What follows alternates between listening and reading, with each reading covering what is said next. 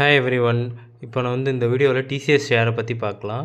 So டிசிஎஸில் வந்து ரீசெண்டாக news வந்தது பார்த்தீங்கன்னா, அவங்க எம்ஓயு வந்து சைன் பண்ணியிருக்காங்க. சிடேக்குங்கிறதோட ஓகேங்களா, ministry of electronics and IT அந்த டிபார்ட்மெண்ட் கூட எம்ஓயு வந்து சைன் பண்ணியிருக்காங்க.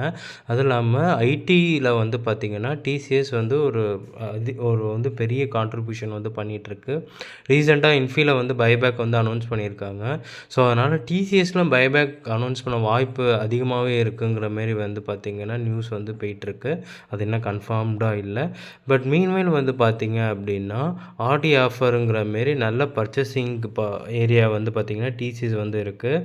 ஸோ பாஸ்ட்டு 3 இயர்ஸாக இதோட ரிட்டனே 4% கிட்ட மைனஸில் தான் இருக்குது. 1 இயராக 30% வந்து இறங்கியிருக்கு மேலே, அதாவது 52 வீக் ஹைலேருந்து இறங்கியிருக்கு. இப்போ கரண்ட்டாக 52 வீக் லோ கிட்ட இருக்குது. இதோட ஸ்ட்ரென்த் பார்க்கும்போது எல்லாமே நல்லா தான் இருக்குது. ஏர்னிங் பர் ஷேரு இவங்க வந்து டிவிடன் 4% கொடுக்குறாங்க. அதுக்கப்புறம் வந்து பார்த்திங்கன்னா இது வந்து லார்ஜ் கேப்பில் இருக்குது.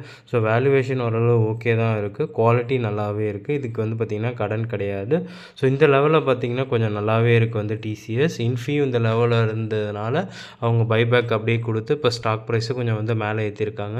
பட் லாங் டேர்ம் வந்து நீங்கள் பிளான் பண்ணுறீங்கன்னா டிசிஎஸ் வந்து ஒரு முத்தான ஸ்டாக்கு. ஏன்னா இது நிஃப்டி 50ல் இருக்குது. டாப் 10 ஸ்டாக்ஸில் வந்து பார்த்திங்கன்னா டிசிஎஸ் இருக்குது. ஆல்மோஸ்ட் 600-700 மியூச்சுவல் ஃபண்ட் ஸ்கீம் வந்து பார்த்திங்கன்னா இது வந்து பர்ச்சேஸ் பண்ணுறாங்க. ஸோ இதை நீங்களும் வந்து செக் பண்ணிவிட்டு இந்த லெவலில் உங்களுக்கு ஏற்ற லெவலான்னு வந்து பார்த்துட்டு ஷாப்பிங் பண்ணுறனாலும் பண்ணுங்கள். பைபேக் இதில் ஏதாவது நியூஸ் வருதான்னு நம்ம வந்து பார்க்கலாம். Thank you so much.